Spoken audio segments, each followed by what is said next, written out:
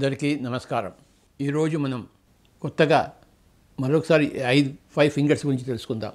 5 వేళ్ల గురించి ఎంత తెలుసుకున్నా తరగని సంగతులు ఉన్నాయి 5 వేళ్లలో. ఈ 5 వేళ్ళు ఏది సూచిస్తాయంటే శరీరము, మనస్సు, బుద్ధి, ఆత్మ, సర్వాత్మ. మనము 5గురం. మనం 5 విషయాలం. ఒక పక్కన శరీరము, ఇంకో పక్కన మనస్సు, ఇంకో పక్కన బుద్ధి, ఇంకో పక్కన ఆత్మ, ఇంకో పక్కన సర్వాత్మ. 5 సామ్రాజ్యాలు ఉన్నాయి. ఖనిజ సామ్రాజ్యము, వృక్ష సామ్రాజ్యము, జంతు సామ్రాజ్యము, మానవ సామ్రాజ్యము, దైవ సామ్రాజ్యం. 5 సామ్రాజ్యాలు ఉన్నాయి. ఖనిజ సామ్రాజ్యం, వృక్ష సామ్రాజ్యం, జంతు సామ్రాజ్యం, మానవ సామ్రాజ్యం,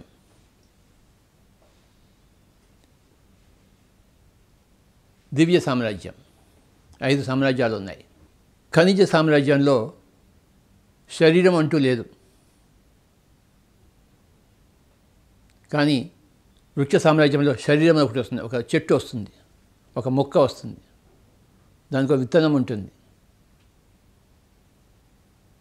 మొట్టమొదటిసారిగా శరీరం అనేది వస్తుంది వృక్ష సామ్రాజ్యంలో. ఆ శరీరం అనేది మరింత ఉద్ధృతమవుతుంది జంతు సామ్రాజ్యంలో.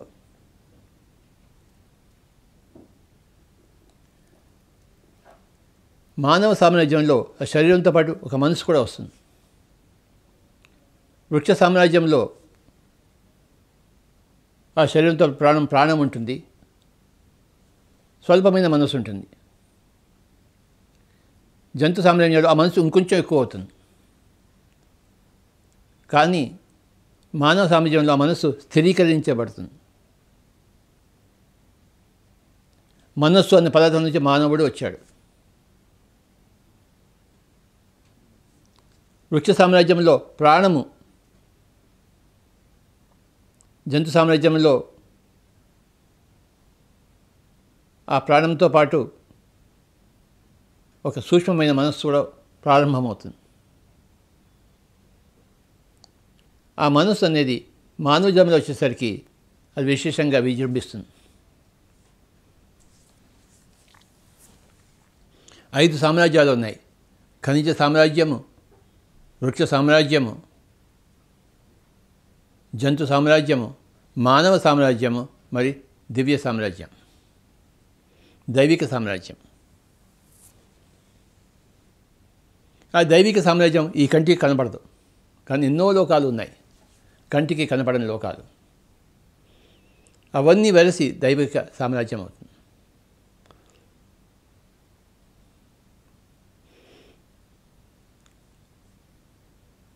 మానవ సామ్రాజ్యం కూడా దైవిక సామ్రాజ్యమే, జంతు సామ్రాజ్యం కూడా దైవిక సామ్రాజ్యమే, వృక్ష సామ్రాజ్యము దైవిక సామ్రాజ్యమే, ఖనిజ సామ్రాజ్యము దైవిక సామ్రాజ్యం. అంత మొత్తంగా వెలసి దైవిక సామ్రాజ్యం. కానీ ఇవన్నీ కూడా కంటికి కనపడే దైవిక సామ్రాజ్యాలు, కంటికి కనపడని దైవిక సామ్రాజ్యాలు ఉన్నాయి. కంటికి కనపడేది ఎంత అంటే హనుమంతుడి తోక అంతా. ఆ తోక మాత్రమే మనం చూస్తున్నాం, కంటికి కనపడేది. హనుమంతుడిని పోగొట్టుకున్నాం. అదే కనపడని దివ్య సామ్రాజ్యం. కనపడే దివ్య సామ్రాజ్యం, కనపడని దివ్య సామ్రాజ్యం ఉంది. కనపడే దివ్య సామ్రాజ్యం హనుమంతుడి తోక అయితే, కనపడని దివ్య సామ్రాజ్యం హనుమంతుడు లాంటిది. అంత తేడా ఉంది. ఆధ్యాత్మికత అంటే ఏంటంటే ఆ కనపడని దివ్య సామ్రాజ్యంలోకి మనం ప్రవేశించడం, దాన్ని ఊహించగలగడం, దాన్ని తెలుసుకోగలగడం, దాన్ని అనుభవించగలగడం.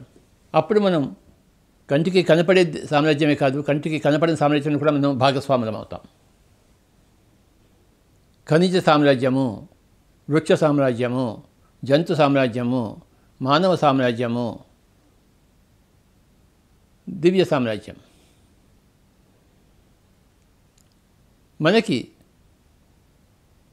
ఈ 4 సామ్రాజ్యాలు ఉన్నాయి, కనబడుతున్నాయి. ఇవి ఖనిజంలోంచి, వృక్షంలోంచి, జంతువులోంచి మానవుడిగా పరిణామ క్రమంలో వచ్చాము మనం.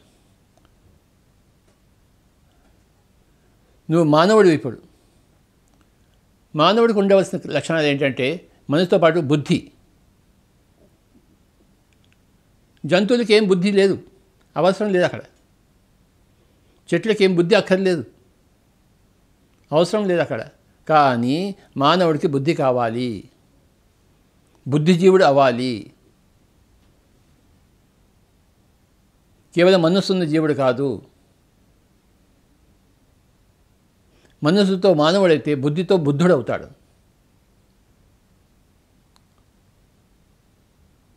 మనసులోంచి ఒక బుద్ధి ఉద్భవించాలి.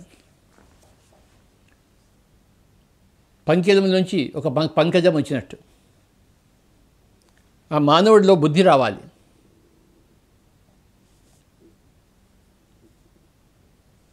ఆ బుద్ధి ఏం చేస్తుంది?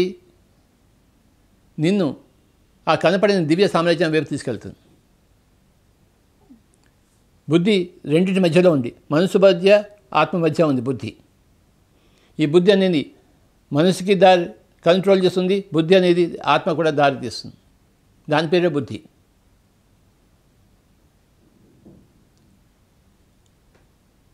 మానవుల్లో బుద్ధిమంతులు ధర్మయుతులుగా ఉంటారు, మానవుల్లో బుద్ధి లేని వాళ్ళు అధర్మయుతులుగా ఉంటారు.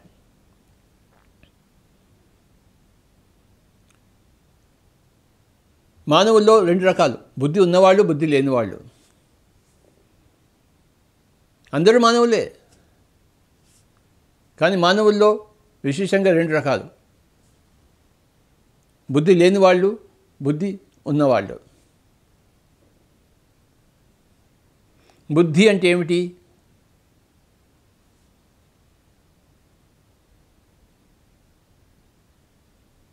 విచక్షణ జ్ఞానం, ఏది ఏదో తెలిపే జ్ఞానం, ఏది మంచి ఏది చెడో చెప్పే జ్ఞానం, ఏది ధర్మమో ఏది అధర్మమో చెప్పే విషయం, పదార్థం.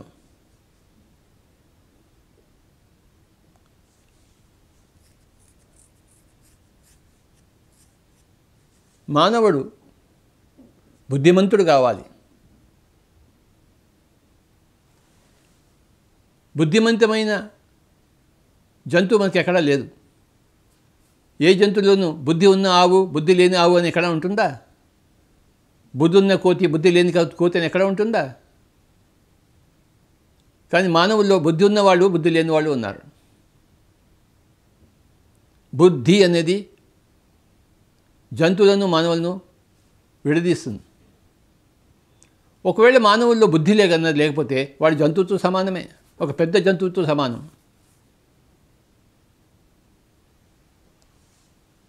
ఒక అభివృద్ధి చెందిన జంతువుతో సమానం.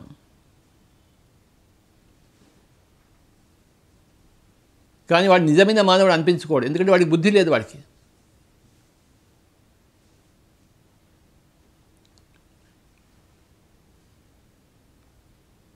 బుద్ధి లేని మానవులే రాక్షసులు, బుద్ధి ఉన్న మానవులే దేవతలు.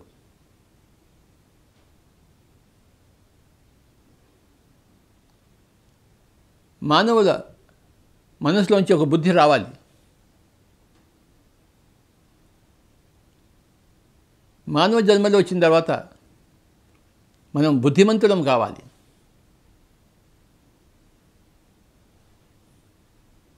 బుద్ధి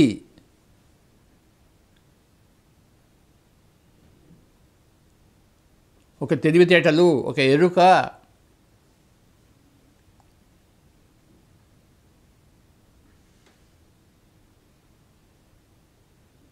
ఒక వివేకము, ఒక విచక్షణ జ్ఞానము,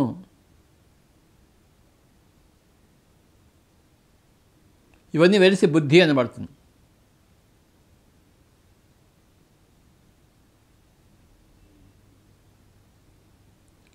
ఆ బుద్ధి అనే పదార్థం 100% అయినప్పుడు వాడు బుద్ధుడు అవుతాడు.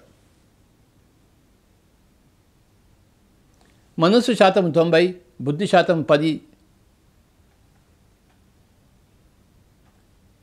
లేకపోతే మనస్సు శాతం 100, బుద్ధి శాతం 0.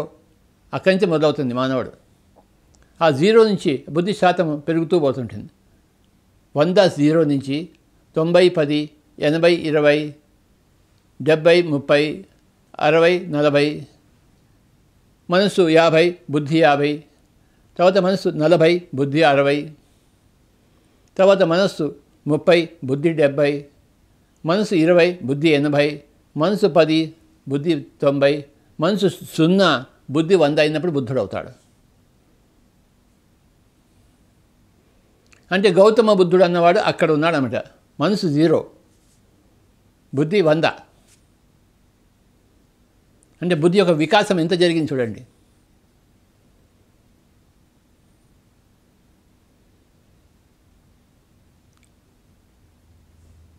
సమయాన్ని వృధా చేస్తున్నప్పుడు మనకి బుద్ధి వికాసం లేదు. మన వనరులను వృధా చేస్తున్నప్పుడు మనకి బుద్ధి లేదు. మన శక్తిని మనం సంకించినప్పుడు మనకి బుద్ధి లేదు. పక్క వాళ్ళ శక్తిని సంకించినప్పుడు మనకి బుద్ధి లేదు.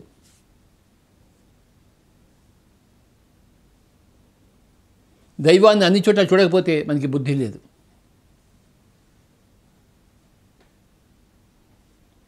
లోక కళ్యాణం కోసం మనం నడుము బిగించకపోతే మనకి బుద్ధి లేదు.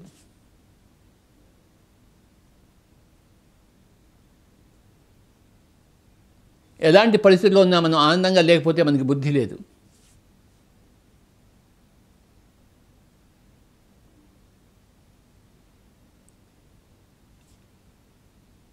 బుద్ధి 100కి 100 పాళ్ళు ఉన్నవాడు మనసును 0 చేస్తేనే బుద్ధి ఎక్కువ అవుతుంది. మనసు విజృంభిస్తే బుద్ధి తక్కువైపోతుంది. మనసు 100 ఉందనుకోండి, బుద్ధి 0 ఉంటుంది. మనసు 90 అయితే బుద్ధి 10 వస్తుంది. అంటే అక్కడ 10% తగ్గినప్పుడు ఇక్కడ 10% ఎక్కువ అవుతుంది అన్నమాట. మనసు 80 అయితే బుద్ధి 20 వస్తుంది. మనసు 70 అయితే బుద్ధి 30 వస్తుంది. బుద్ధి 40 వస్తే మనసు 60 వస్తుంది. బుద్ధి 50 అయితే మనసు కూడా 50కి వస్తుంది. బుద్ధి 60 అయితే మనసు 40కి వస్తుంది. ఇది లెక్క.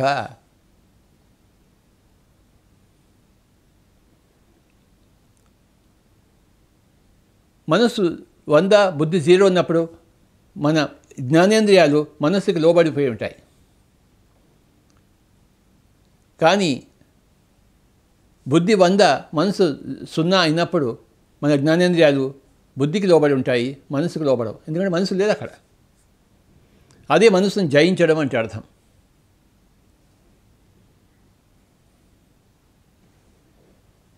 ఆ మనసును జయించిన వాడి పేరు జీనుడు. జయించిన వాడు జైన్, మహావీరుడు. మహావీరుడు తన మనసును జయించాడు. మనసును శూన్యం చేసుకున్నాడు, బుద్ధిని 100 చేసుకున్నాడు.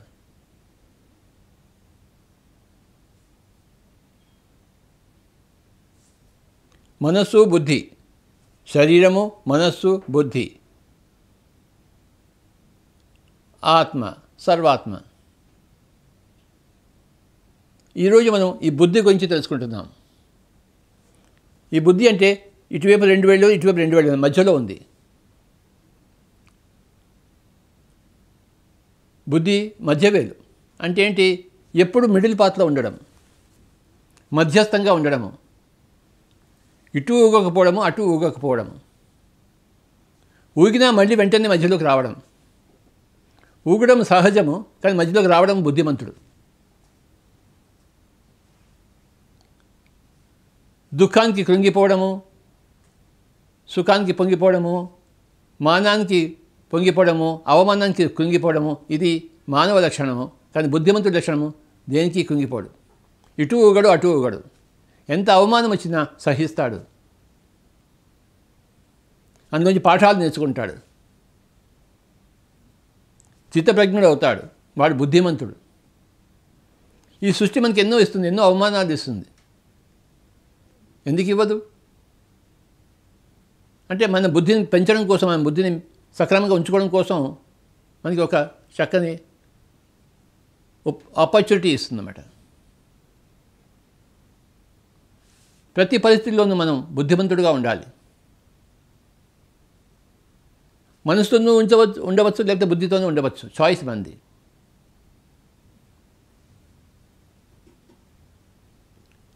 అవమానాలు వస్తూనే ఉంటాయి.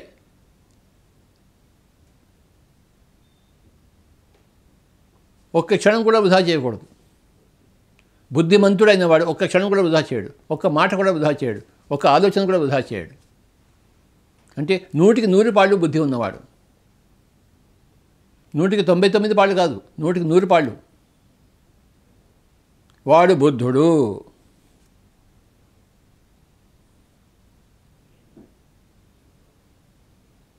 పది శాతం బుద్ధి ఉన్నా బుద్ధి ఉంది, 99% ఉన్నా బుద్ధి ఉంది, కానీ 100% బుద్ధి ఉంటే వాడి పేరు బుద్ధుడు.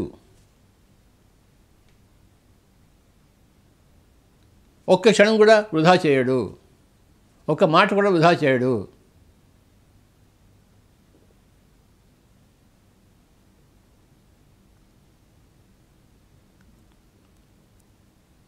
ఒక్క క్షణమే కదా అంటే అది సరిపోదు ఒకానొక బుద్ధుడికి. ప్రతి మాట, ప్రతి క్షణము ఎవరికో ఒకరికి శిక్షణగానే ఉంటుంది ఆ బుద్ధుడి మాట. బుద్ధుడి దగ్గర నుంచి మనం అంతా నేర్చుకుంటాం, ఎందుకంటే అక్కడ 100కి 100 పాళ్ళు బుద్ధి ఉంది కనుక.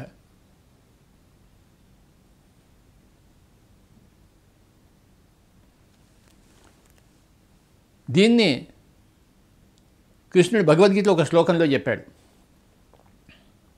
ఏం చెప్పాడయ్యా అంటే, మనుష్యాణం సహస్రేషు కశ్చిత్ యతతి సిద్ధయే యతతామపి సిద్ధానాం కశ్చిన్ మాం వేత్తి తత్వతః. అంటే ఏంటి?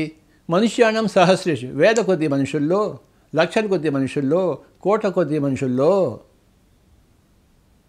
కశ్చిత్ కొంతమంది సిద్ధయే సిద్ధి కోసం ప్రయత్నిస్తుంటారు. సిద్ధి అంటే ఏంటి? బుద్ధే. సిద్ధి అంటే బుద్ధే.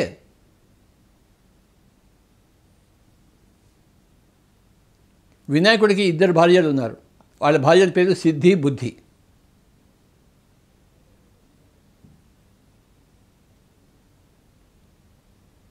బుద్ధి గురించి ప్రయత్నించడమే సిద్ధత్వం. కనుక వేల కొద్ది మనుషుల్లో, లక్షలాది మనుషుల్లో కొంతమంది ఆ బుద్ధి కోసం ప్రయత్నిస్తూ ఉంటారు. అందరూ ప్రయత్నించరు. అందరూ మనసుతో సంతృప్తి పడిపోతుంటారు, మనసుతో ఊగిసలుడుతూ ఉంటారు, మానవులుగానే మిగిలిపోతారు. కొంతమంది మటుకు బుద్ధి కోసం ప్రయత్నిస్తుంటారు. అలాంటి వేల మందిలో, అంటే బుద్ధి కోసం ప్రయత్నించే వేలాది మందిలో ఒకరో ఇద్దరు చేరుకుంటారు. ఎక్కడికి చేరుకుంటారు? బుద్ధి 100%కి.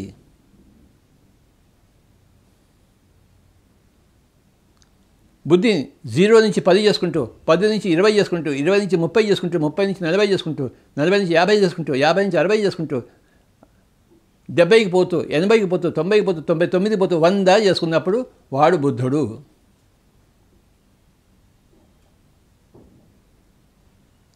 మనుష్యాణం సహస్రేషు కశ్చిత్ యతతి సిద్ధయే. అంటే ఆ సిద్ధత్వం కోసం, పర్ఫెక్షన్ కోసం. ఏమిటా సిద్ధయ్యే అంటే? బుద్ధి రావడమే పర్ఫెక్షన్. బుద్ధి యొక్క శాతం పెంచుకోవడమే సిద్ధి. మనుష్యాణం సహస్రేషు, వేల కొద్ది మనుషుల్లో, కశ్చిత్ కొంతమంది, యతతి అంటే ప్రయత్నిస్తారు, సిద్ధయ్య అంటే సిద్ధత్వం కోసం, పర్ఫెక్షన్ కోసం, బుద్ధి కోసము. యతతామపి సిద్ధానం, ఆ బుద్ధి కోసం పనిచేసేవాళ్ళు, బుద్ధి సాధించుకున్న వాళ్ళు అనేక మందిలో ఒకళ్ళు ఇద్దరు 100కి 100% చేరుకుంటారు అని చెప్పాడు.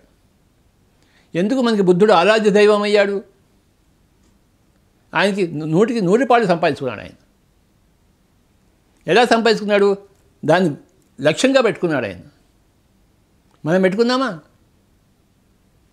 ఈరోజు ఇక్కడ పిఎంసి ఆఫీస్లో నేను మాట్లాడడానికి లక్ష్యం పెట్టుకుంటే పరుగు పరుగున వచ్చాను. ఒక 15 నిమిషాలు లేట్ అయిపోయింది, అయినా కూడా వచ్చాను నేను.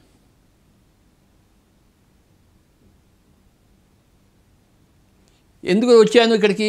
లక్ష్యం పెట్టుకున్నాను, నేను వెళ్ళాలి పిఎంసి ఆఫీస్కి ఇంటి నుంచి. వచ్చాను ఇక్కడికి. లక్ష్యం పెట్టుకుంటే దాన్ని సాధిస్తాము.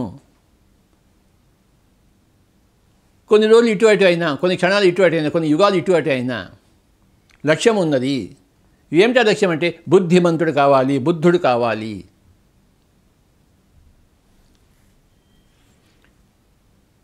మనసు 0 అయినప్పుడే బుద్ధి 100 అవుతుంది. మనసు 100 ఉంటే బుద్ధి 0 ఉంటుంది. మనసు 90 అయితే బుద్ధి 10 అవుతుంది. మనసు 80 అయితే బుద్ధి 20 అవుతుంది. మనసు 10 అయితే బుద్ధి 90 అవుతుంది. మనసు 0 అయితే బుద్ధి 100 అవుతుంది. అప్పుడు బుద్ధుడు అన్నమాట లెక్క. వాడు బుద్ధుడయ్యాడు, బుద్ధత్వం సాధించాడు. ఆ సిద్ధత్వమే బుద్ధత్వం, ఆ బుద్ధత్వమే సిద్ధత్వం. ఇద్దరు భార్యలు ఉన్నారు గణపతికి, బుద్ధి సిద్ధి, సిద్ధి బుద్ధి రెండు ఒకటే.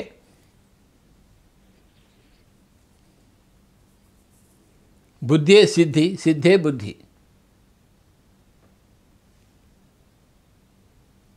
మానవులంతా బుద్ధిమంతులు కావాలి.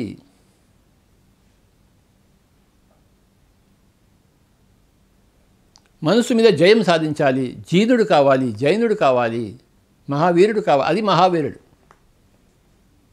పక్క వాళ్ళని తుపాకీతో చంపితే, కత్తితో చంపితే, వెన్నుపోటు పొడిస్తే వాడు మానవుడే, బుద్ధిమంతుడు కాదు. ఎవరిని చంపక, తాను చంపక, తనను తాను చంపుకోక, సజీవంగా 100కి 100 పాళ్ళు బుద్ధితో వెలిగేవాడే బుద్ధుడు, మహావీరుడు. యేసు ప్రభు అయ్యాడు. యేసుని మనం ప్రభు ఎందుకన్నాం? ఆయనకి 100% సంపాదించుకున్నాడు. ఏమిటి సంపాదించుకున్నాడు? బుద్ధి.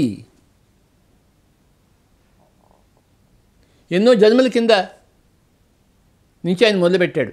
ఒక జన్మలో రాదు. చివరి జన్మలో ఒక బుద్ధుడు అవుతాము, ఒక జీసస్ అవుతాము, ఒక శంకరాచార్యం అవుతాము, ఒక మిలారెపా అవుతాము. 100% ఉండాలి.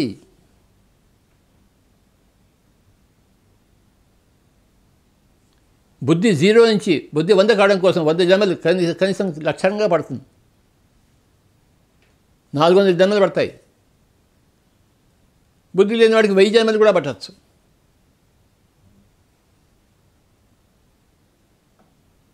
ఎవడిష్టం వాడిది. మానవుడిగా మిగిలిపోతాడా అంటే ఒకనొక శ్రేష్టమైన జంతువుగా మిగిలిపోతాడా, లేకపోతే ఒక బుద్ధుడు అవుతాడా? వాళ్ళ ఇష్టం.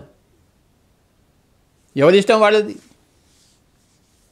ఎవరి పయనం వాళ్ళది, ఎవరి గమనం వాళ్ళది, ఎవరి గమ్యం వాళ్ళది, ఎవరి ఇష్టం వాళ్ళది.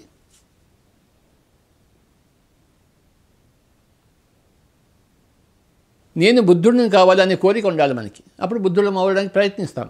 ఆ ప్రయత్నంలో మన సిద్ధతను సంపాదించుకుంటుంటాము. ఏదో ఒక క్షణంలో మన బుద్ధుడు అవుతాం. అంటే 100కి 100% బుద్ధిని సంపాదించుకుంటాం. 100కి 99% బుద్ధి ఉన్నా, అంటే 1% మనస్సు ఉన్నా, అది ఒక ముళ్ళులా గుచ్చుకుంటుంటుంది, బాధను కలిగిస్తుంటుంది. నీకు ఏదైనా విషయం బాధ కలిగించిందంటే నువ్వు ఇంకా మనసులో ఉన్నావు అన్నమాట లెక్కే. అదే నీకు నిరూపణ, ప్రూఫ్. స్వామీజీ నాకు ఎలా తెలుస్తుంది, నా మనసు ఎంత ఉందో, బుద్ధి ఎంత ఉందో, శాతం ఎంత ఉందో ఎలా తెలుస్తుంది స్వామీజీ అంటే, నీకు ఎంత దుఃఖం ఉందో అంత మనసు ఉన్నట్టు లెక్క, ఎంత దుఃఖం లేదో అంత బుద్ధి ఉన్నట్టు లెక్క.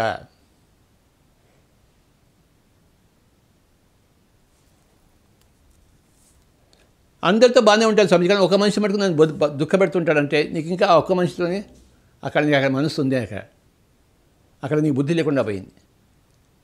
ఏ మనిషి నిన్ను బాధ పెట్టగలగకూడదు, ఏ విషయం నిన్ను బాధ పెట్టగలగకూడదు. అప్పుడు నీ బుద్ధి 100% ఉన్నట్టు అన్నమాట. నీకేదైనా దుఃఖం వచ్చింది అంటే అదే నీకు సూచిక, నీకు ఇంకా మనసు ఉందోయ్, మనసు శాతం ఇంకా ఉందోయ్, మిగిలిపోయిందోయ్, దాన్ని కరిగించాలోయ్ అని మన దుఃఖం మనకి చెప్తుంది. ఆకలి ఏం చెప్తుంది మనకి? ఇంత కడుపులో వెయ్యబోయ్ అని చెప్తుంది ఆకలి. ఆకలి లేకపోతే వేస్తామేంటి? ఆకలి ఏం చెప్తుంటే మనకి ఒక దిశానిర్దేశం ఇస్తుంది. నువ్వు పోయి ఆ దోశ తిను, ఆ ఇడ్లీ తిను, వడ తిను, ఏదోటి వెయ్యి, నోట్లో వెయ్యి అని చెప్తుంది. అలాగే దుఃఖం ఏం చెప్తుంది? ఇంకా పోయి ధ్యానం చేయబోయ్. నీకు ఇంత దుఃఖం ఉన్నప్పుడు అంత ధ్యానం చేయాలి, కొంత దుఃఖం ఉన్నప్పుడు కొంత ధ్యానం చేయాలి. అసలు దుఃఖమే లేనప్పుడు నువ్వు ధ్యానమే చేయక్కర్లేదు. నీలో ఉన్న దుఃఖం నువ్వెంత ధ్యానం చేయాలో నీకే చెప్తుంది. నీలో ఉన్న ఆకలి నువ్వెంత తినాలో నీకే చెప్తుంది, ఇంకోటి ఎవడో చెప్పక్కర్లేదు.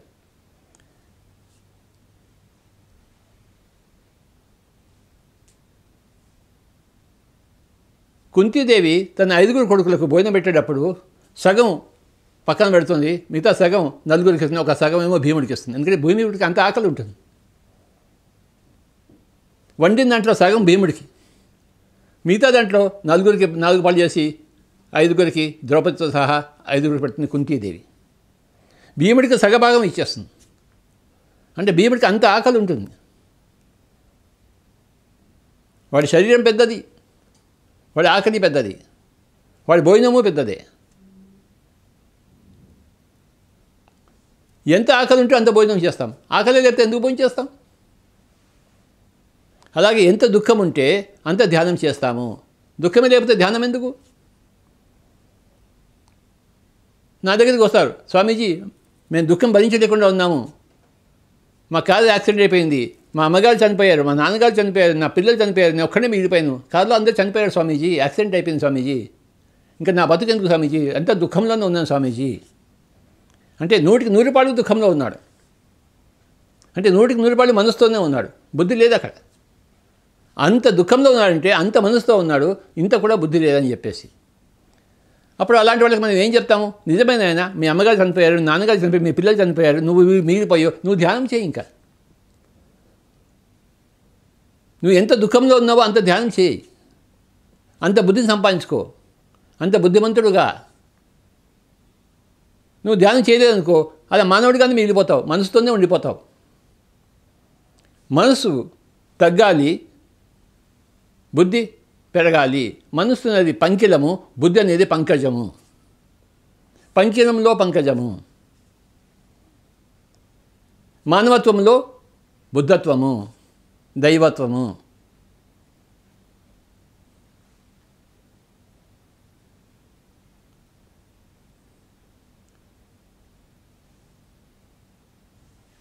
మిలారెప్ప జీవితంలో అదే జరిగింది.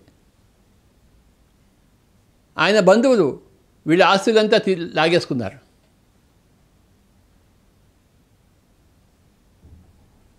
ఒక రాజకుటుంబంలో పుట్టిన మిలారెప్ప తండ్రి చనిపోయిన తర్వాత ఆ దాయాదులందరూ వచ్చేసి మొత్తం అంతా లాక్కుని ఈ తల్లిని, మిలారెప్ప యొక్క సోదరిని అందరినీ బయట కూర్చోబెట్టారు. మనసు అంతా రగిలిపోతుంది. బికాలుగా చేశారు, రాజులను బికాలుగా చేశారు. అప్పుడు ఎంత దుఃఖం ఉంటుంది చెప్పండి మిలారెప్పకి. ఏం చేశాడు మిలారెప్ప? నేను వీళ్ళ మీద ప్రతీకారం తీర్చుకుంటాను,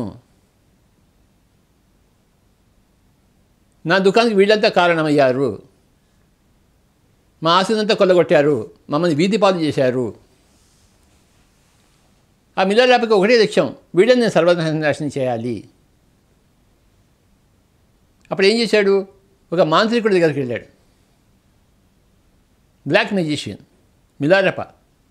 స్వామీజీ, నా యొక్క జీవిత లక్ష్యం ఏంటంటే ఈ ఊరి వాళ్ళందరినీ సర్వనాశనం చేయడము. నాకు విద్య ఇస్తారా? ఎలాగైతే వాళ్ళని సర్వనాశనం చేయగలను అంటే మాత్రం నీ ఇష్టం నాయన, నీకు ఏది కావాలంటే అది ఇస్తాను అని విద్య నేర్పించాడు, క్షుద్ర విద్య.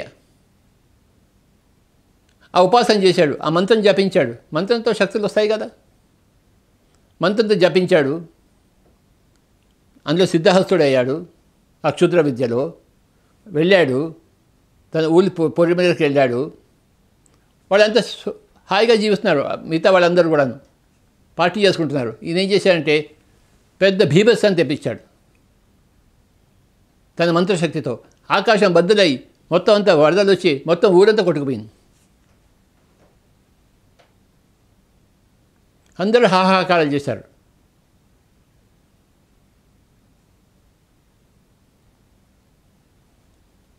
ఆ ఊరిలో కొట్టుకోవడంలో వీడి తల్లి, వీడి సోదరుడు కూడా పోయారు. అంటే తనకు మిగిలి లేకుండా పోయారు, ఊళ్ళో వాళ్ళంతా పోయారు. అదంతా చూశాడు. ఇంక నేనేం సాధించినట్లు లెక్క.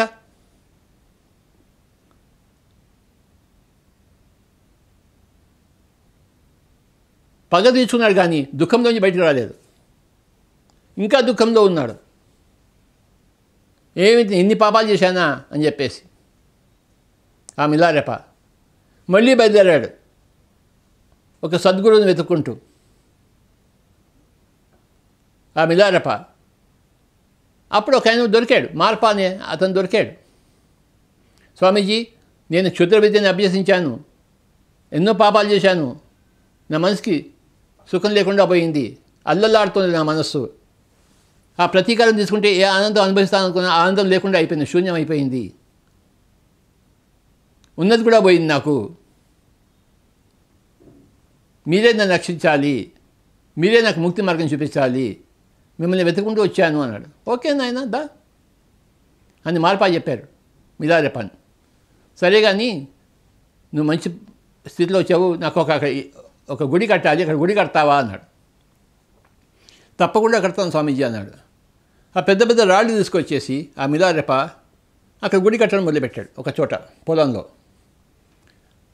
ఆ గుడి పూర్తి అయ్యేసరికి మిలారెప వచ్చాడు మార్పా దగ్గరికి. స్వామీజీ మీరు చెప్పిన పని చేశాను, గుడి పూర్తయింది.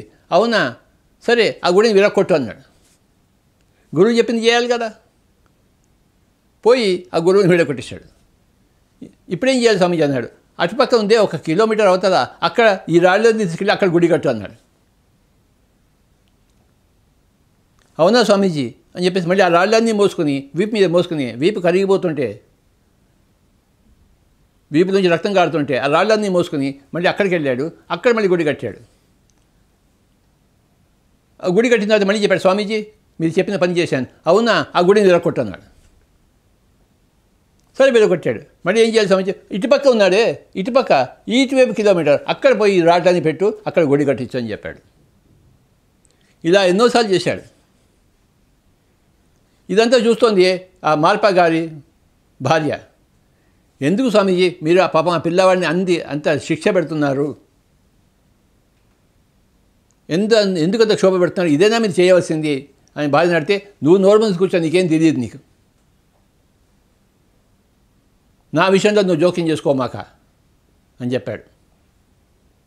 అలా కొన్ని గుళ్ళు కట్టి పడగొట్టి మళ్ళీ కట్టిన తర్వాత చివరికి ఒక రోజు వచ్చాడు మళ్ళీ మిలారెప. స్వామీజీ మీకు చెప్పిన పని చేశానని చెప్పేసి. అలా ఉండాలి ఒక శిష్యుడు అంటే, ఒక మిలారెపాలా ఉండాలి, ఒక గురువు అంటే ఒక మార్పాలా ఉండాలి. గురు శిష్యుల సంబంధానికి అది గొప్ప ప్రతీక. అప్పుడు మిలారెపాని ఏం చెప్పాడంటే మార్పా, సరే నాయన అక్కడ ఒక గుహ ఉంది, ఆ గుహలో కూర్చో అన్నాడు. నేను చెప్పేంతవరకు నువ్వు బయటికి రాకు. ఆ గుహలో కూర్చోబెట్టాడు. ఒక చిన్న రంధ్రం చేసి అందులోంచి ఒక పాలు పండు ఇచ్చేవాడు. ఆ పాలు పండు ఇస్తున్న గుహలోనే ఉండాలి, ఆ చిమ్మ చీకట్లో. అంటే అప్పుడు ధ్యానం గురించి చెప్పాడనమాట. అంత చేయించుకున్న తర్వాత కర్మ తీరాలి కదా. ఆ క్షుద్ర విద్య నేర్చుకొని ఎంతమంది ప్రాణాలు తీశాడో అంతకంత అనుభవించాలి కదా. ఆ మార్పాకు తెలుసు మిలారెప ఏమేం చేశాడు,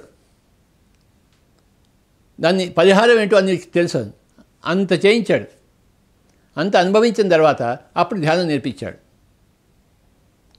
ఆ మిలారెప ధ్యానం చేశాడు. ఎప్పుడైతే అతనికి దివ్యోదయం అయిపోయిందో, జ్ఞానోదయం అయిపోయిందో, ఆ గుహలోంచి బయటకు వచ్చేసాడు.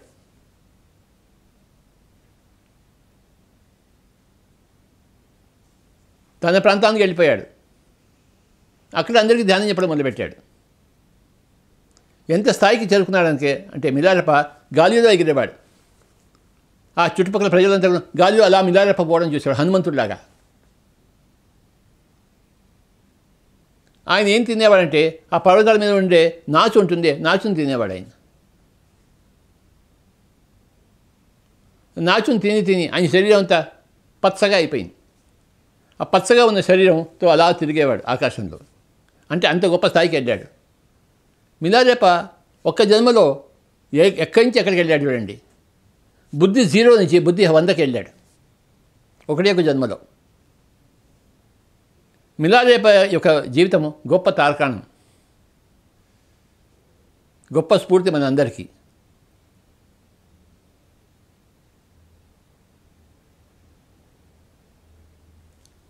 బుద్ధి 0 నుంచి బుద్ధి 100 తీసుకున్నాడు.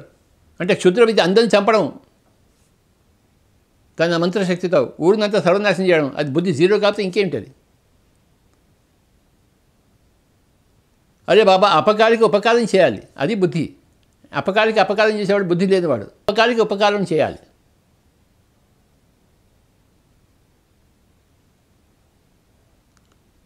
అపకారికి అపకారం చేసేవాడు సాధారణ మానవుడు. అపకారికి ఉపకారం చేసేవాడు బుద్ధుడు.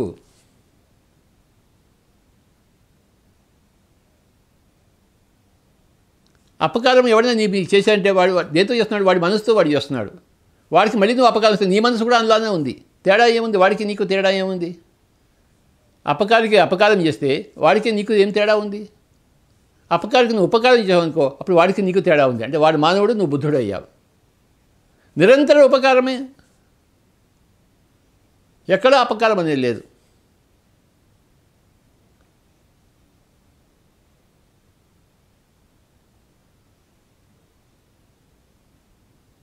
బుద్ధి చెప్పువాడు గుద్దిని మేలయ్యా అన్నాడు వేమన. బుద్ధి చెప్పేవాడు గుద్దితే అది అపకారం కాదు, మేలు అది. బుద్ధి చెప్పువాడు గుద్దిని మేలయ్యా అన్నాడు విశ్వదాభిరామ వినరవేమ. ఒకనొక బుద్ధి లేనివాడు గుద్దితే అది అపకారమే, కానీ ఒకనొక బుద్ధి ఉన్నవాడు గుద్దితే అది అపకారం కాదు, మేలు.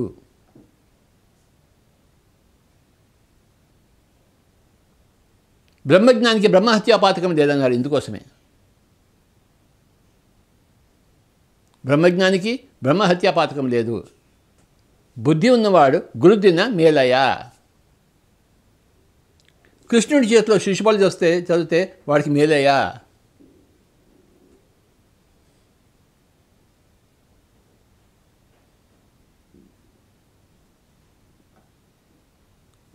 మై డియర్ ఫ్రెండ్స్, 5 వేళ్ళు ఉన్నాయి: శరీరము, మనస్సు, బుద్ధి, ఆత్మ, సర్వాత్మ. బుద్ధి అనేది కీలకమైన విషయము.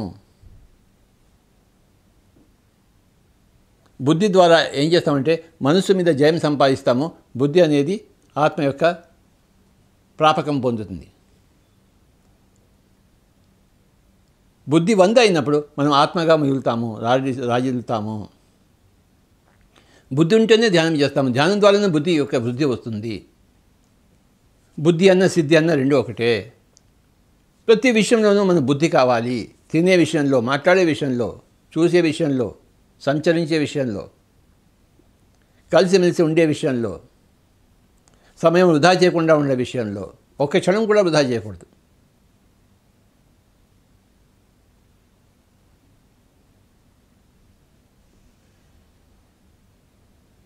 ఒకటే క్షణం కదా అనుకుంటే కాదు, ఒక్క క్షణం కూడా వృధా చేయకూడదు. ఆ స్థితికి మనం రావాలి. ఆ లక్ష్యం మనం పెట్టుకోవాలి. మనం బుద్ధుళ్ళం కావాలి. 100% బుద్ధి ఉండాలి. మనసును 0 తీసుకుంటే బుద్ధి 100 అవుతుంది. మనసు 100 ఉంటే బుద్ధి 0 అవుతుంది. మనసు 50 అయితే బుద్ధి 50 అవుతుంది. మనసు 40 అయితే బుద్ధి 60 అవుతుంది. మనసు 10 అయితే బుద్ధి 90 అవుతుంది. ఈ మనసుని తగ్గించుకోవడమే అదే ధ్యానము. యోగ చిత్తవృత్తి నిరోధ.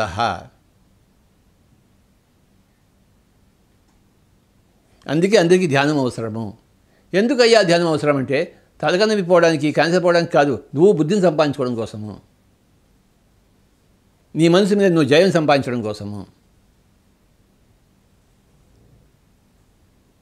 నువ్వు బుద్ధి దిశలో పయనం సాగించడం కోసము, బుద్ధిమంతుడు కావడం కోసము.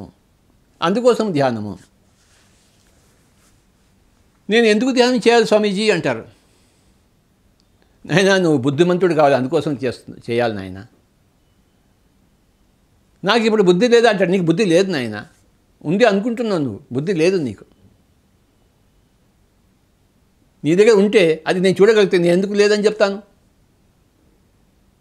నువ్వు ఉందంటున్నావు, కానీ నేను లేదంటున్నాను. నాకు కనపడటం లేదు నీ బుద్ధి. నువ్వు ఇంకా చేపను కోసుకుంటున్నావు, మాంసం కోసుకుంటున్నావు, జంతువులను చంపుకుని తింటావు. నీకెక్కడ ఉంది బుద్ధి? నీకు బుద్ధి లేనే లేదు, 0 ఉంది. ఎవడైతే మాంసం తింటాడో, ఎవడైతే జంతువులను, పక్షులను బంధించి క్రూరంగా చంపి తింటాడో వాడికి బుద్ధి లేనే లేదు. జీరో, బుద్ధి జీరో.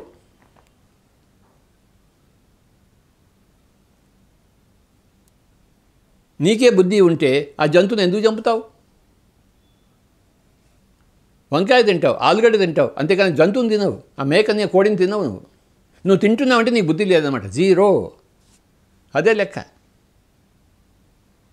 అంతకన్నా వేరే లెక్క నాకు అక్కర్లేదు.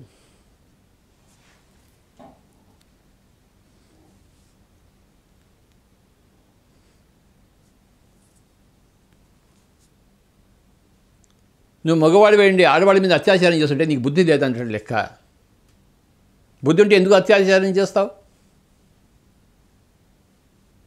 చేయవు కదా. జంతువులను పీక్కు తింటున్నావు, మగవాడు కాబట్టి ఆడని పీక్కు తింటున్నావు, ఆడవాళ్ళని.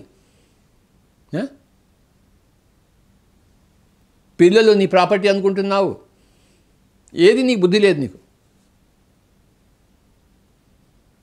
చెట్లను నడుగుతున్నావు అనవసరంగా. బుద్ధిని సంపాదించుకో. ఎలా సంపాదించుకున్నావు అంటే ధ్యానం చేయి, స్వాధ్యాయం చేయి, సజ్జన సాంగత్యం చేయి, నీకు బుద్ధి క్రమేపీ వస్తుంది. 3 మార్గాలు బుద్ధి సంపాదించడం కోసం: ధ్యానము, స్వాధ్యాయము, సజ్జన సాంగత్యం. శాకాహారం ఫస్ట్ మాంసాహారం నుంచి శాకాహారం రావాలి, తర్వాత ధ్యానం చేయాలి, స్వాధ్యాయం చేయాలి, సజ్జన సాంగత్యం చేయాలి. అప్పుడు నువ్వు బుద్ధిమంతుడు అవుతావు. బుద్ధి నీలో చిగురిస్తుంది, తర్వాత అది శాఖలుగా విస్తరిస్తుంది, పుష్పిస్తుంది, ఫలిస్తుంది. ఫలించినప్పుడు నువ్వు బుద్ధుడయ్యావు. 100% బుద్ధం. ఆ 100% బుద్ధి సంపాదించుకున్న వాళ్ళ శరణుని కోరుకున్న బుద్ధం శరణం గచ్చామంటే అది అర్థం. బుద్ధం శరణం గచ్చామి, తర్వాత ధర్మం శరణం గచ్చామి అంటే అలాంటి బుద్ధులు చెప్పిన మాటలన్నీ మనకి ధర్మము. ఆ ధర్మాన్ని నేను అనుసరిస్తున్నాను, ధర్మం శరణం గచ్చామి. అలాంటి బుద్ధుల సంఘంలో నేను చేరి ఉన్నాను, ఆ సంఘానికి శరణం గచ్చామి. బుద్ధం శరణం గచ్చామి అంటే 100% ఉంది అక్కడ బుద్ధి. పిరమిడ్ మాస్టర్స్ అంటే 100% ఉన్న బుద్ధి ఉన్నవాళ్ళు. ప్రాపంచిక జీవితంలో హాయిగా జీవిస్తూ ఆధ్యాత్మిక జీవితంలో హాయిగా జీవిస్తున్న వాళ్ళు.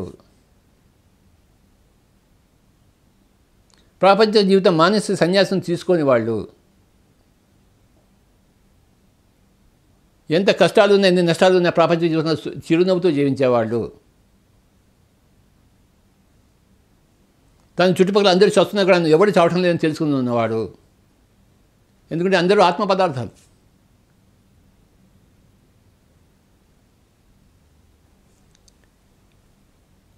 ఇసుమంత కూడా దుఃఖం లేని వాళ్ళే పిరమిడ్ మాస్టర్స్.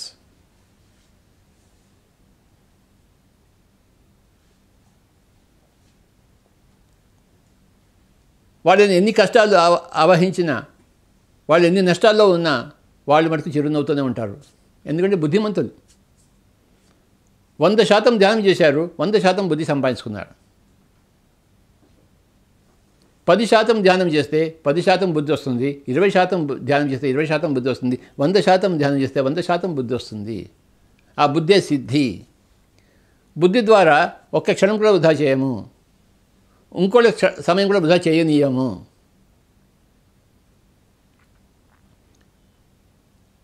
ఇంకోళ్ళ వృధా మాటలను మనం మాట్లాడనీయము. మనం వృధా మాటలు మాట్లాడము. మనం బుద్ధుడిగా అయిన తర్వాత అందరినీ బుద్ధుడిగా చేస్తాం మనం. అదే మన ప్రయత్నం, అదే మన ఆనందం, ఒక బుద్ధుడి యొక్క ఆనందం.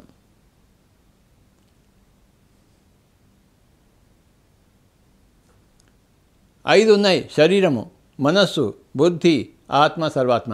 శరీరము వృక్ష సామ్రాజ్యానికే ఉంది, జంతు సామ్రాజ్యానికే ఉంది. ఖనిజ సామ్రాజ్యంలో శరీరాలు లేవు. ఒక ప్రత్యేకమైన శరీరం తయారవుతుంది, అదే సెకండ్ డైమెన్షన్. వృక్ష సామ్రాజ్యము, జంతు సామ్రాజ్యము. థర్డ్ డైమెన్షన్ మానవుడు. మనసు విజృంభిస్తుంది. మనసు పరిపరి విధాల పోతుంటుంది. 10 తలకాయలుగా ఉంటుంది మనసు.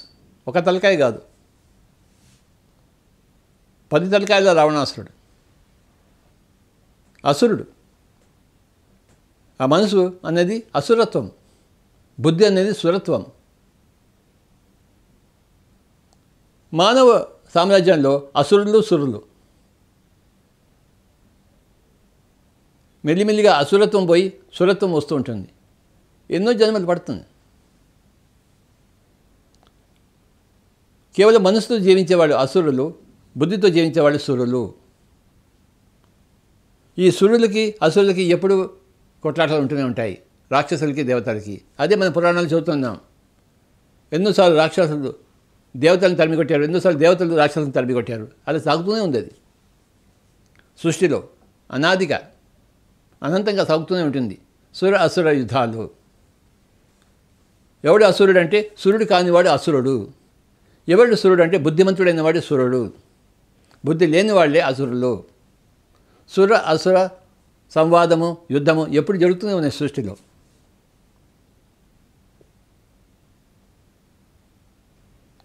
మనసు 100% ఉన్నవాడు అసురుడు, బుద్ధి 100% ఉన్నవాడు సురుడు, బుద్ధుడు. బుద్ధి అధిక శాతం ఉన్నవాళ్ళంతా సురులు. బుద్ధి 100% ఉంటే వాడు బుద్ధుడయ్యాడు, పరమాత్ముడయ్యాడు. పరమ ఆత్ముడు, హయ్యెస్ట్ లెవెల్ సోల్. 5 రకాల మనుషులు ఉన్నారు. మూర్ఖాత్ముడు, దుష్టాత్ముడు, శుభాత్ముడు, మహాత్ముడు, పరమాత్ముడు. ఎవరైతే బుద్ధిని 100% తీసుకుని వాళ్ళు పరమాత్ములు అయ్యారు. భగవాన్ బుద్ధ అన్నాం, భగవాన్ మహావీర అన్నాం, భగవాన్ ఓషో అన్నాం. ఓషోని చంపేశారు, దయానంద సరస్వతిని చంపేశారు, జీసస్ ప్రభుని చంపేశారు. ఎందుకు చంపరు? అసురులంతా చేరి సురులను చంపేస్తారు.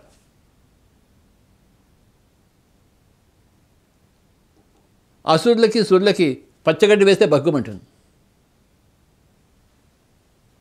సురాసుర యుద్ధాలు. గాంధీజీని ఎవరో చంపేశారు. ఎందుకు చంపాడు? గాంధీజీని దుష్టశక్తి అనుకున్నాడు వాడు, చంపేశాడు.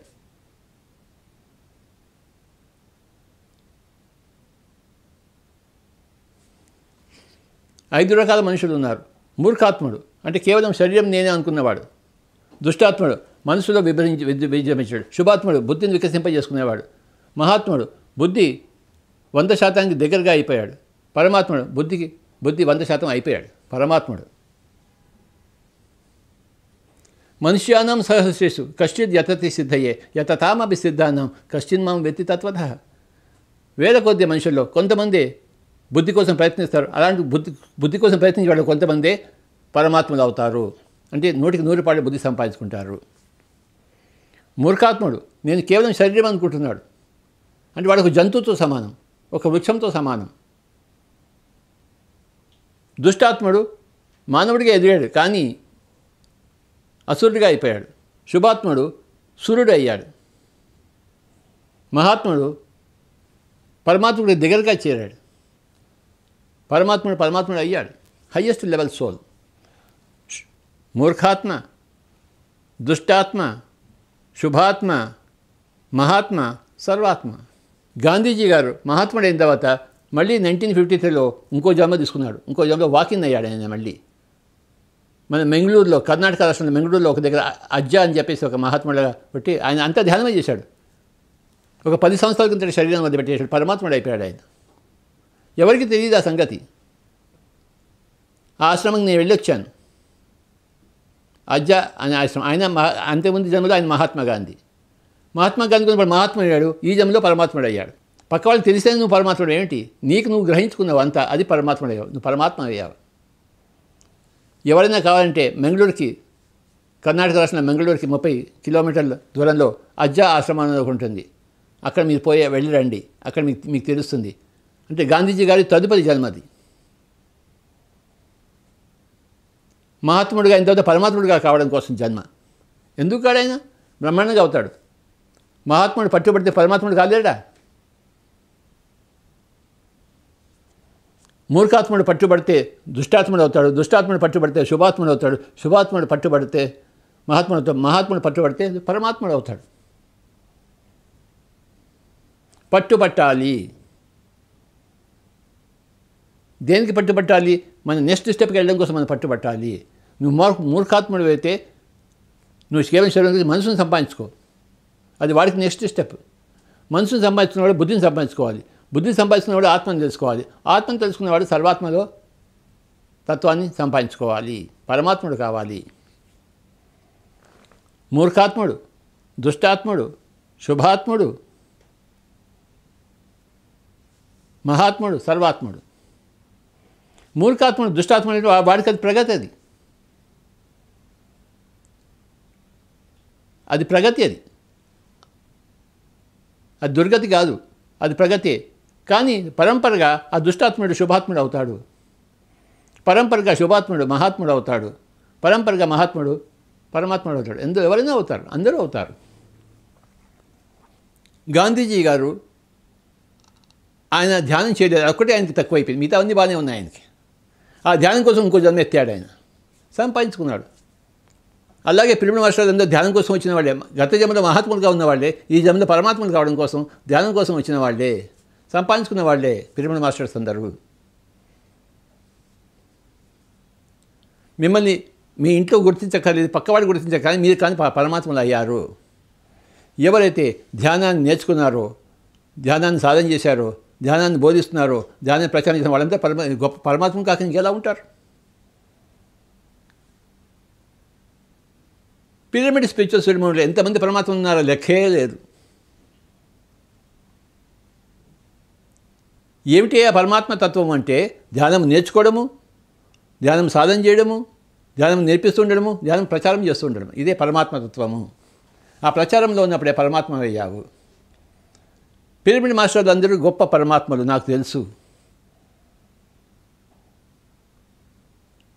అందుకోసం ఎప్పుడు వాళ్ళతో ఉండడం కోసం నేను ఉర్రుతలుగుతూ ఉంటాను.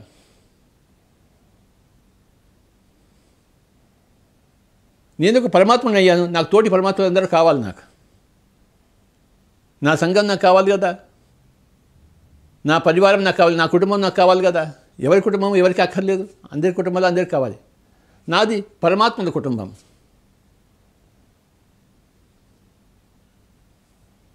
నాలుగు విషయాలు: ధ్యాన నేర్చుకోవడము, ధ్యాన సాధనలో ఉండడము, ధ్యానం నేర్పించడము, ధ్యానం ప్రచారం చేయడం. ఇది పిరమిడ్ మాస్టర్ నేర్చుకున్నారు, సాధన చేశారు, పక్క వాళ్ళకి నేర్పిస్తున్నారు. మరి జూమ్లలో అందరికీ ప్రచారం చేస్తున్నారు ఇంట్లో కూర్చుని. ఇంతకన్నా పరమాత్మ తత్వం ఎక్కడుంది? ఇంకేమిటి?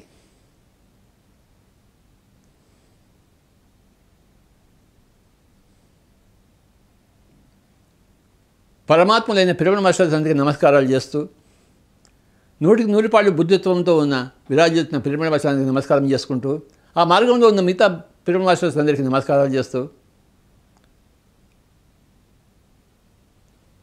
మనసు 100 ఉండి కూడాను ఇప్పుడు వచ్చే జన్మలో అందరూ మరి మనసు తగ్గించుకుంటూ బుద్ధులుగా అయ్యే వాళ్ళందరికీ నమస్కారాలు పెట్టుకుంటూ,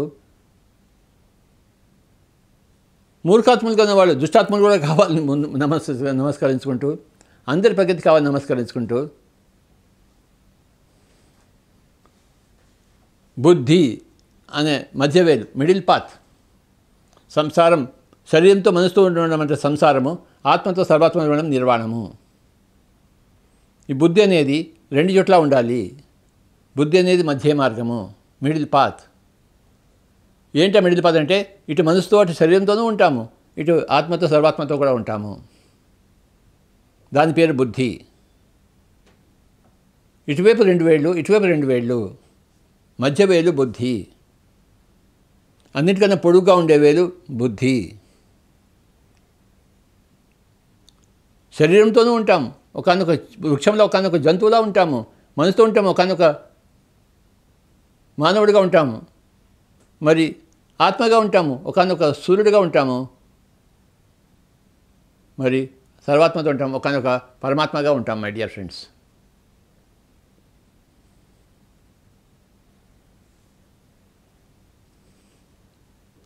కేవలం శరీరంతో ఉండేవాడు జంతువు, మనసుతో ఉండేవాడు మానవాడు, బుద్ధితో ఉండేవాడు సూర్యుడు, ఆత్మతో ఉండేవాడు మహాత్ముడు, సర్వాత్మతో ఉండేవాడు పరమాత్ముడు.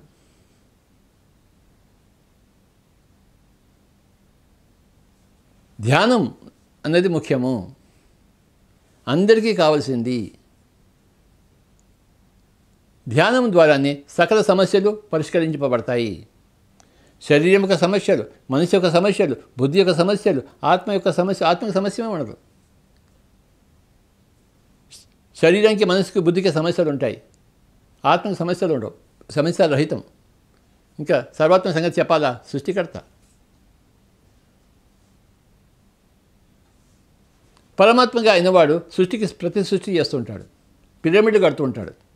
అంతకుముందు అక్కడ పిరమిడ్, ఇప్పుడు పిరమిడ్ కడుతున్నారు. ఎవరు కడతారో ప్రతి సృష్టి ఎలా జరుగుతుంది? పరమాత్మ అయ్యాడు. పరమాత్మ ద్వారానే ప్రతి సృష్టి జరుగుతుంది.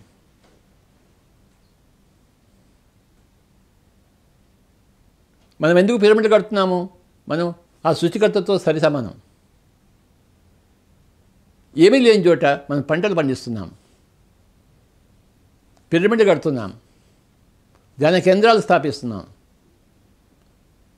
ఇదే పరమాత్మ తత్వం. కాబట్టి ఇంకేంటి? సృష్టికి ప్రతి సృష్టి, నూతన సృష్టి, సనూతన సృష్టి, పిరమిడ్ మాస్టర్ యొక్క సృష్టి. పిరమిడ్ కట్టాలి, కడుతున్నాము. ప్రపంచం అంతా పిరమిడ్ వస్తాయి.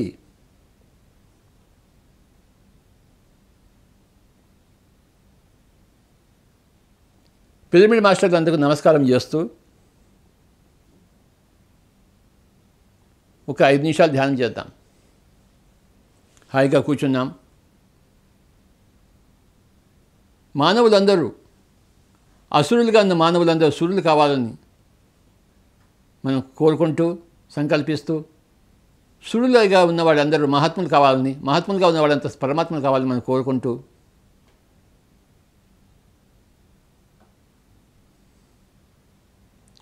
మూర్ఖాత్మ స్టేజ్ నుంచి ఎవడు దుష్టాత్మగా మారకుండా డైరెక్ట్గా శుభాత్మగా మారాలని కోరుకుంటూ,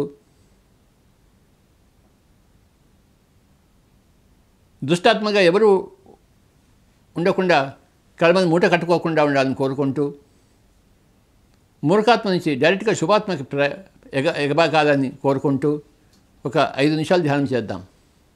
ఉచ్ఛ్వాస నిశ్వాసాలతో కూడి ఉందాం. హాయిగా కూర్చున్నాం. వేళ్ళల్లో వేళ్ళు పెట్టుకున్నాం. సుఖాసనం, స్థిర సుఖామాసనం. శరీరాన్ని సుఖంగా ఉంచుకుంటూ, మనసుని సుఖంగా ఉంచుకుంటూ, బుద్ధిలో వికసిస్తూ, ఆత్మతత్వాన్ని సంగ్రహిస్తూ పరమాత్మగా ఎదుగుదాం మనం.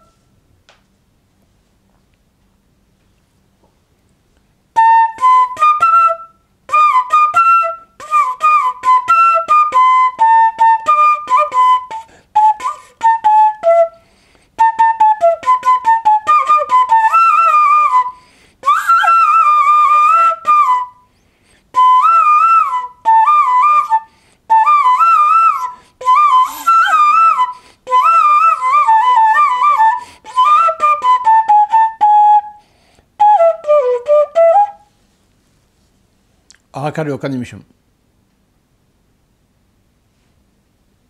Be with your breath. 30 seconds.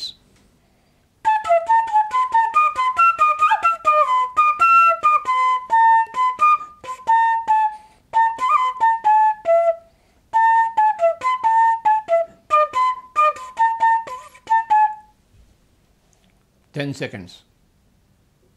9, 5, 4, 3, 2, 1, 0. మెల్లిగా 2 చేతులు 2 కళ్ళ మీద పెట్టుకుందాం. Thank you very much.